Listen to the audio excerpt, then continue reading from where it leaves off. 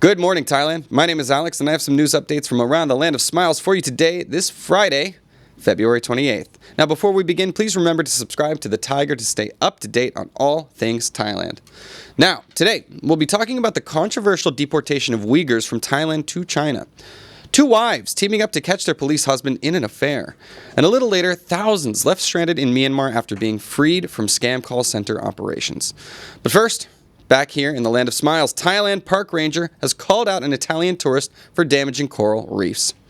That's right, a Thai park ranger, Sai, called out two Italian tourists for snorkeling in a restricted coral reef area despite warnings.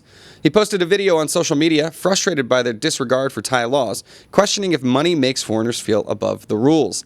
The tourists ignored officials' orders and had to be pulled onto a boat. One angrily shouted, "Last time in effing Thailand," before being taken to shore. Sai criticized their entitlement and blamed Thailand's free visa policy for enabling such behavior. It's unclear if they were fined, but some online commenters urged legal action against their travel agency. Yeah, so if this has been going viral over the past day, and boy, did this guy throw a hissy fit. Like, dude, you're snorkeling in illegal waters. There's nowhere you were allowed to go there. Of course, it's nice, beautiful. Who doesn't love that? But come on, like you got caught. You should be like, okay, ooh, sorry, I didn't know. But instead, he just flew off the handle, screaming profanities that the guys just trying to do their jobs. And unclear if there is any punishment. So I can understand locals are getting pretty pissed off about seeing all of this bad behavior and nothing being done about it, because that basically just encourages these guys to do it. I mean, God, come on, dude. This guy is an old dude throwing a temper tantrum of a 3-year-old. Good God. But yeah, get it together, man. And last time in Thailand, I say good riddance. Good riddance. Jesus Christ. All right. Yeah. Anyways. Mojo says the guy's an a-hole, but blame the agency. Sure, I mean, if the agency said he was there, he was going to do it, then, yeah, but then get mad at the agency. Don't get mad at the authorities. I don't know. But yeah, something to prevent that kind of behavior, especially, I don't know, man. What is with old white guys and just feeling like they can just shout at authority figures? It's yeah, I don't know. Still our world. Woo, Trump baby. Anyways, moving on. Yeah, and Guns and Explosives says, don't know why blame the free visa system. I mean, exactly. I don't think that's the issue, right? I think the issue is just enforcing laws and rules when people are breaking them here.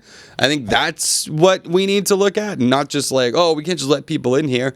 But then how are you going to screen them at the gate for that kind of behavior? So, yeah, I'm with you on that, Guns and Explosives, big time. Pai Jesu says, what's age got to do with it? I don't know. It just seems to be, like, I feel like we're seeing a lot of this. Like, I've been seeing reports of a lot of these older European men, American men, doing things they're not supposed to be doing out here in Thailand. The old, what's the saying? The LBHs, as they would say on White Lotus and, of course, around Thailand. Losers back home. So, yeah, I'm not saying it's limited to age, obviously, but I feel like I've been reporting a lot on that lately. And, of course, come on, I know you guys are cool, especially if you're in that age group watching me right now. Don't worry, I got your back. But, yeah, in any case, just be cool, guys. Be cool. We're all representing other nations here while you're traveling here. I think that's an important thing to carry. What's age got to do with... There, I got you, Mojo. All right, moving on to our next story. Thailand is facing a global backlash for secret Uyghur deportations. That's right, Thailand secretly deported 40 Uyghur detainees to China after holding them for nearly 11 years, sparking global outrage. The transfer, conducted on February 27th, that's yesterday, under strict secrecy, saw the detainees flown to Xinjiang, where human rights groups fear they face torture or imprisonment. Critics, including Human Rights Watch, condemned the move as a betrayal of international protections against forced repatriation. The decision strains Thailand's global standing, with concerns over diplomatic fallout, especially with the U.S. and Turkey. It also raises questions about Thailand's refugee policies, as the detainees lacked access to proper asylum screening. this sucks. Like, okay, obviously the Uyghurs are a persecuted minority in China, at least according to pretty much every independent watch group, not according to China itself. But again, take that with a grain of salt. These Uyghurs were desperately seeking asylum, had been here for 11 years under detention, so not exactly enjoying a nice free life anyways, but now back to where they are possibly facing even harsher treatment, harsher punishments for trying to escape in the first place. My heart goes out to them. Hopefully some groups will be able to find out exactly what happens to them. But the fact that this was all done in very super secret, quote unquote, ways, and the fact that it got out so quickly, you have to wonder exactly what the motivations are here and why people are trying to cover their butts with something like this. All right. And the Pai Jesus says, and the young guys are okay. You know, fair enough. Okay, there's plenty of young people causing a ruckus out here as well. Pai Jesus, sorry for getting ageist on you. Alpha Bravo says, are they owned by China? So Xinjiang. So like Tibet, Xinjiang was another region that is not traditionally Han Chinese, right? So China is like 90% Han Chinese, that ethnic group. Tibet, Xinjiang are not, but were taken by China. They at times they've been independent, at times they've been part of China's national borders. But yeah, now they're going through this phase of moving tons of Han Chinese to the area to sort of Chinify it, similar to what Russia did with Crimea, moving tons of ethnic Russians there to say now it's Russia. The same thing, same strategy happening over there. The problem is China is a very strict kind of atheist nation, right? They don't really enjoy a lot of religious freedom over there.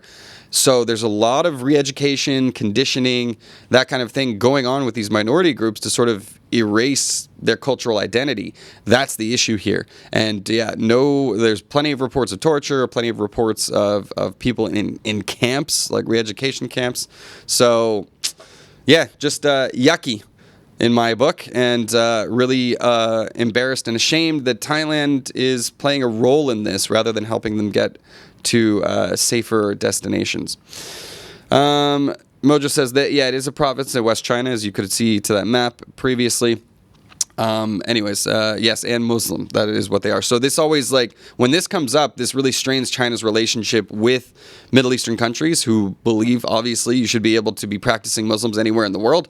So, anyways. But yeah, anyways, hello, Nathan from Sydney. Thank you very much. Like the stream, subscribe button, all that stuff if you haven't done it already. Robert Best says, that's bad, sending these people back to unknown fate after 11 years. Exactly. It's a horrifying story, but hopefully we'll get some more news out of it. But the fact that it's in China makes me have my doubts that we'll ever hear about it again. Well, anyways, moving on. We're back here in Phuket now. Now, Phuket is cracking down on illegal foreign-owned businesses. That's right, Phuket immigration has arrested 11 foreigners in a crackdown on illegal nominee businesses targeting 15 suspected enterprises. Led by Police Colonel Kriang Krai, the operation exposed foreign nationals using Thai nominees to run prohibited businesses. 4 Chinese nationals were detained for visa overstays, illegal entry, and operating restricted businesses. 1 overstayed by 1,300 days. 7 Myanmar nationals were arrested for working without valid permits. Authorities, following orders from top police officials, are tightening controls to prevent foreign-owned nominee businesses from undermining Thai enterprises and urge the public to report suspicious activities. So, yeah, this is all right. Tons of people want to open up businesses here. You're supposed to have Thai partners, but a lot of these guys are just sort of on paper only, that kind of a thing. Gray areas, right? There's tons of businesses still operating in gray areas here in Thailand and getting away with it. So the fact that there is this kind of a crackdown is kind of encouraging to see if this will trend in that direction and keep people legit and above board. But anyways, be careful, I guess. If you're running an illegal business, it seems like the jig is up for a lot of people. Also, I think one of the main problems here was that they were operating in, supposed to be Thai-only businesses, right? Like where they're only, tour guides, that kind of a thing. So that may have been would have led to their demise. But anyways, it seems like the police are really ramping up their activities and trying to clean up this sector of the economy. All right.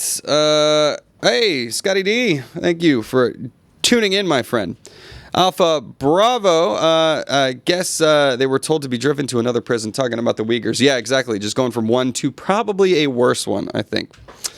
Yeah, and Mojo asking about the British guy that stayed for over 25 years the other day.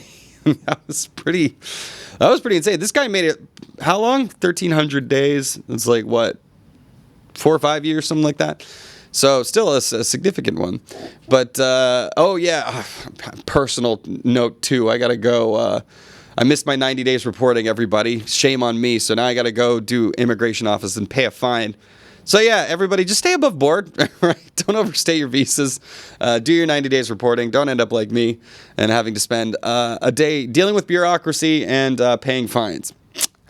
Yuck. All right. Anyways, let's move on. Oh, Teddy Bear does say trade-off tourism revenue versus unlimited criminal activities will never stop. I mean, money talks, baby, and especially here in the land of smiles. All right, here's a weird one. Don't know what to make of this.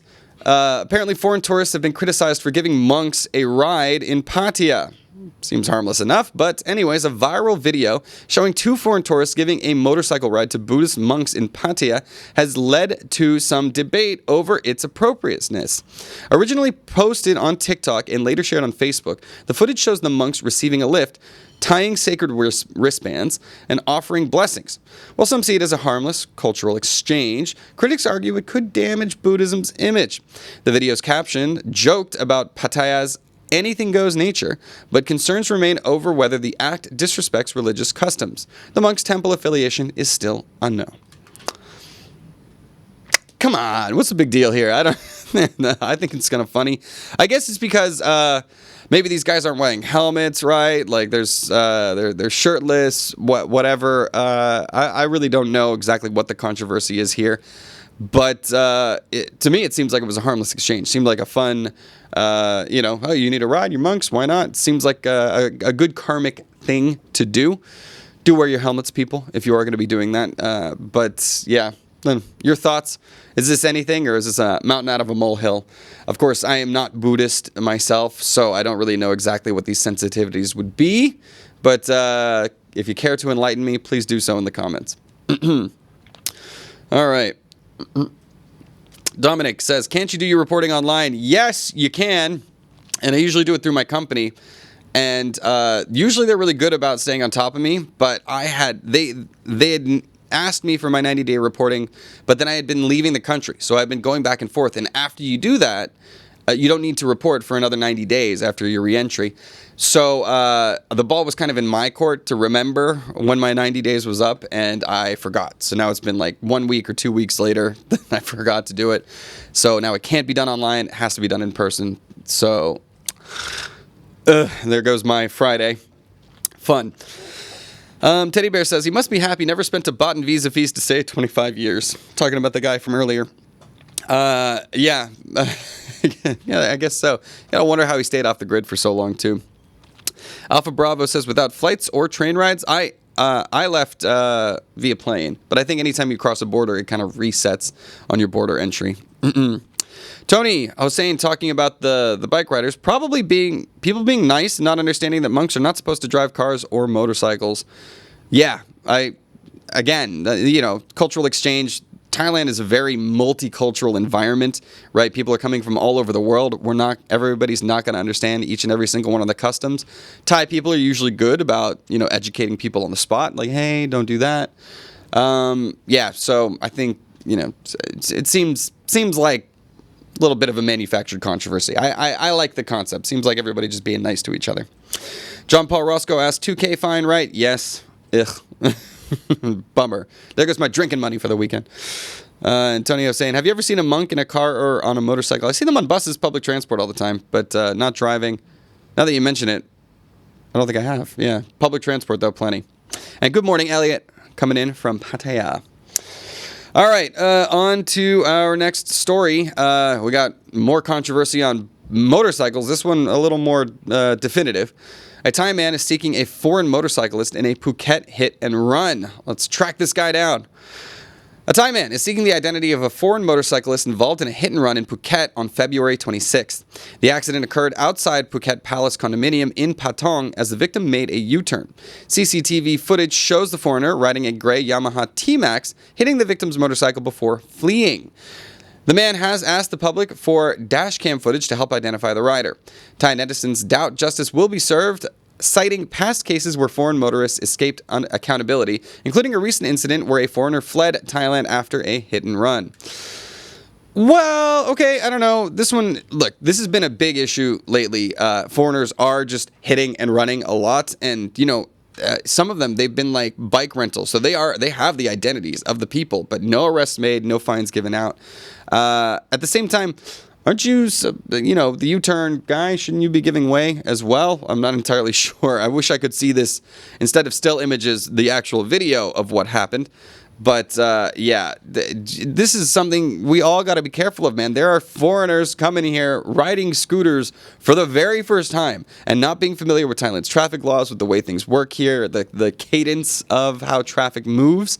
And, they are a big danger to themselves and others. And also, you got to love the guy's also not wearing a helmet. So, in any case, we'll see if this guy is even identified, and then let alone any punishment given out. But at least we're trying here. Pai Jesu says, young foreigner, by the way. Fair enough, Pai Jesu. I got to eat a lot of my words today. I'm my friend. Thanks for calling me out. What do we say? Mojo says, there was a monk a few years back rocking Rolexes, wearing LV glasses, and flying private. Those are some worldly possessions that he's coveting there, I believe. It doesn't seem very much in the spirit of things. That's fair enough. Mojo says, that's not a scooter, that's at least 450cc. Right, motorheads. I see two wheels and handles. It's a motorbike to me.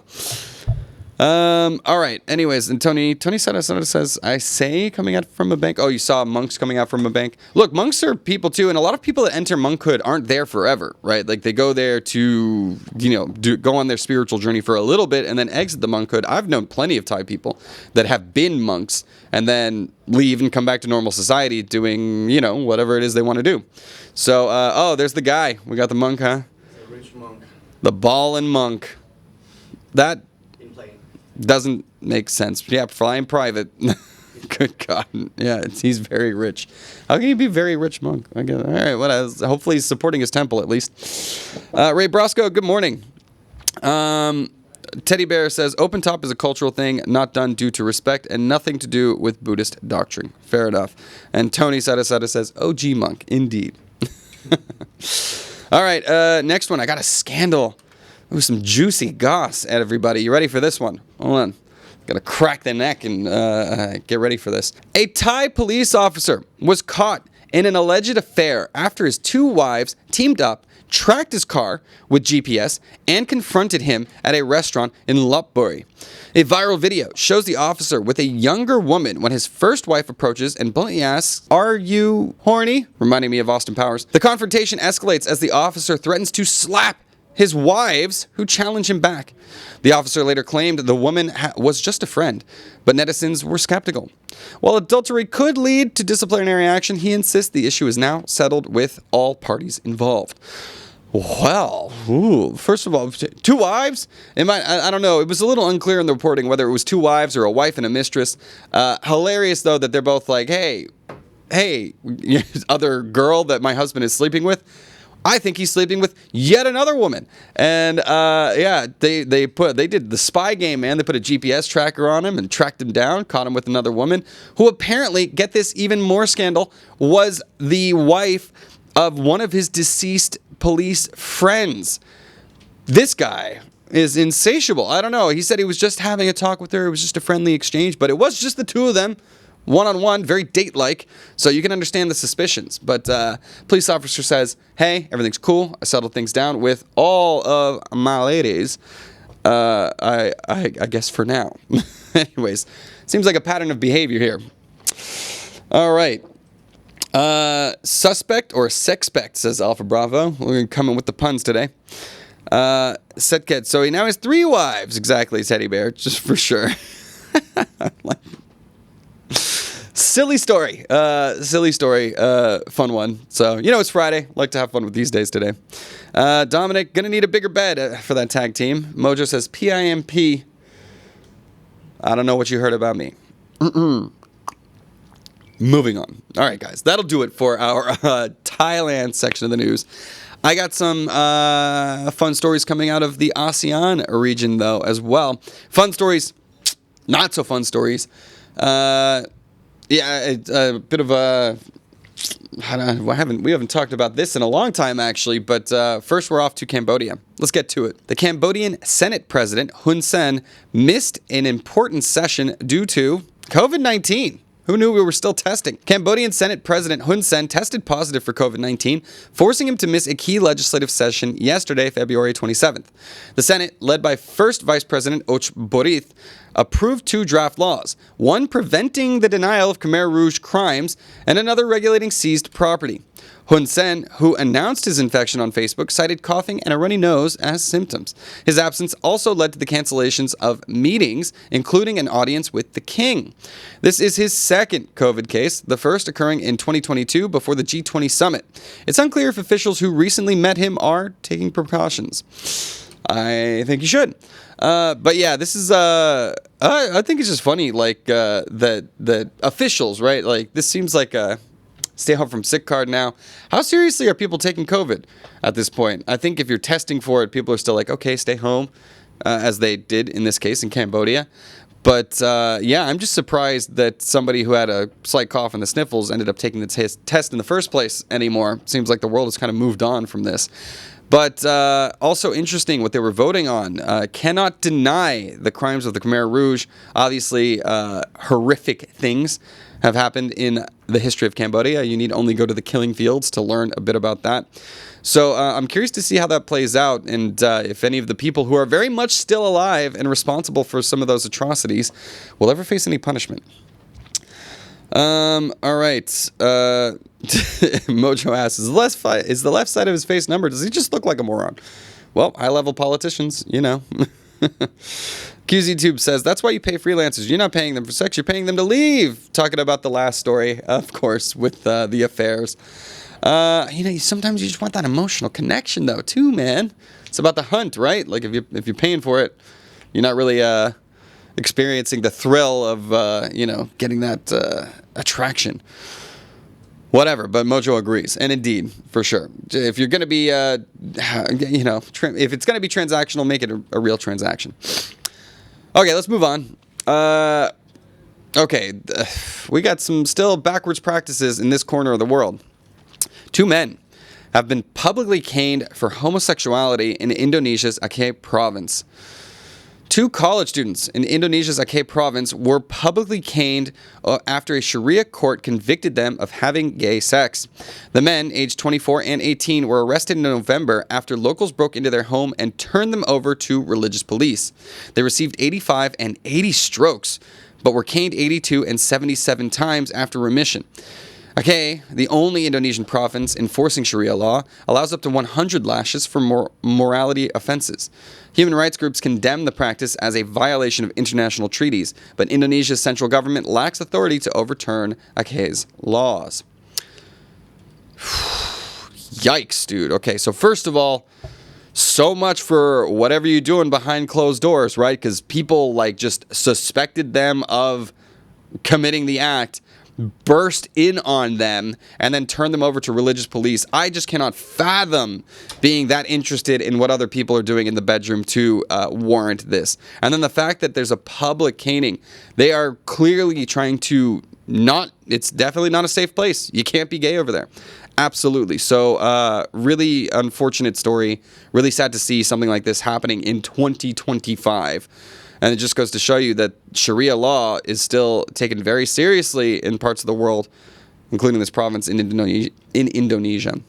Happy to say that this is not happening in other parts of Indonesia, but also unfortunate that the central government doesn't appear to have any power or desire to stop this from happening. I've seen more violent canings, but at the end of the day, this is about shame and humiliation, which is even worse trauma, I think. Bonobo saying, I guess that's why people don't travel to Indonesia. Certainly not that part of it. I don't think I'll be going anytime soon. Not that I do that stuff, but in any case, I'm not gay, bro. But yeah, it is unfortunate to see that kind of behavior being, or just, the LGBT community fearing for public shame and punishment in this modern day. But yeah, specifically LGBT people, Elliot says, agreed. Just don't be gay. It's that simple. Solid advice, but I don't think that's possible. I've seen plenty of closeted people try desperately to not be gay, and boy, it just does not work out. At the end of the day, every single one of them. I grew up in the South, right? So I was surrounded by like dudes who were totally gay but came from very conservative families and could not be gay. Like, they never even admitted it to me or whatever. And now I see them, it's like 15 years after college or whatever. Oh, they're gay. Like, they're out there dancing the night away. But so I think you are what you are in this case, that's for sure. That just looks like shaming, not caning, says Chung Lee. Indeed, but still, yuck. I agree. It wasn't super harsh. But still, the whole point is to traumatize them and publicly shame them. You got to imagine, what is their standing like in their community now? Are they going to be able to get jobs? Are they going to be, like, untouchable? Kind of sucks. Mojo says, mind your own effing business. What others do in their own homes is none of your business. Agreed completely. And although I'm sure Ron DeSantis' Florida will not be far behind, says, but no, yeah. Ugh. Okay, we'll see. Yeah, it does seem like there is a backsliding of some of those efforts in the LGBT community in America, but time will tell. Ron DeSanctimonious. All right, and last thing, Mojo says, if you're gay, the more you try not to look gay, the more you do look gay. Indeed, I have seen that plenty of times throughout my travels. All right, I'm going to move on. Moving on to the next story. I got to take off my smile, because this one is not a funny story at all. This has been a big controversy here in Southeast Asia lately. Now, thousands have been freed from a Myanmar scam center, but now they are stranded. That's right, thousands of workers freed from Myanmar's scam compounds are now stranded in makeshift camps due to slow repatriation efforts. Many, like an Ethiopian victim named Mike, suffer from poor health and unsanitary conditions, fearing they could be sent back to their former captors. The scam operations, run by Chinese syndicates, lured workers with fake job offers, then forced them into online fraud under brutal conditions. Thailand recently cut power and banking access to the compounds, prompting mass releases. However, repatriation is complicated by uncooperative governments and limited resources, leaving over 7,000 people stuck in limbo, desperate to return home. Okay, we gotta let this be a lesson to everybody. Don't take jobs in active war zones, right? This is in Myanmar, and of course, obviously, the carrot is dangled, right? If money is the incentive, people are going to fill it. So that kind of sucks because there's no getting around this. But I would love to see some sort of punishment because, I don't know what they can do. These guys are, operating from behind the borders of China where they are protected, right? They have their own connections and things like that. Running them with their connections in Myanmar and Cambodia, here in Thailand, we've seen it happen. And luring people in, taking their passports, forcing them to scam people. I don't know what can be done. This seems like something that needs a lot of international cooperation. And also, it's heartbreaking that these people who have been freed from this horribly monstrous situation are unable to get home. And now we're stuck in another terrible, shitty situation. So, anyways, hopefully the governments can work together and figure this out, get these people back home. As we are off to South Korea. South Korea sees its first birth rate increase in 9 years. They're making babies up there. That's right, South Korea's birth rate rose in 2024 for the first time in 9 years, reaching 0.75 from 0.72 in 2023, thanks to post-pandemic marriages and stronger government policies supporting work-life balance, childcare, and housing. Companies like Buyong now offer significant childbirth bonuses, and new policies extend parental leave and mandate childcare transparency in corporate filings. While the government has increased spending and incentives, challenges remain, especially for freelancers and temporary workers. South Korea aims for a fertility rate of 1 by 2030, but still faces hurdles in making family life more affordable and sustainable for all. Good news, right? This has been a backslide trend for almost a decade, always going down to 0.73 per couple, I think that is. That is not replacement rate. And the fact that they've at least reversed the trend and it's going back the other way, I think is good news. So anyways, congratulations, South Korea. Mazel tov. Hopefully this trend continues and we see a lot more cute Korean babies coming out to fuel their wonderful economy and culture. Yeah, Chung Lee saying, yay, 0.03 increase. Look, the idea is it's going the other way, okay? Like, I know it's not much of an increase, but it's better than what has been trending for the past 9 years. So let's try to be optimistic. Get on the bright side of life, huh? Thank you all for joining us today for this edition of Good Morning Thailand. We're off for the weekend, but we'll be back with you on Monday into a new month of March. Now, please remember to subscribe to the channel to stay up to date on all things Thailand, and also subscribe to us across all of the social media platforms, Facebook, Instagram, TikTok, X, wherever. You can see lots of different content that we don't post here on the YouTube channel. Now, also, you can go to thetiger.com to stay up to date on news articles and stories that are being published throughout the day, as well as lifestyles content there too. And finally, if you enjoy being a part of the conversation, head to ASEAN Now, which is Thailand's largest expat forum and rapidly growing around the ASEAN region. For now, I'll jump into the comments and I'll see you next weekend. Or week. Bleh.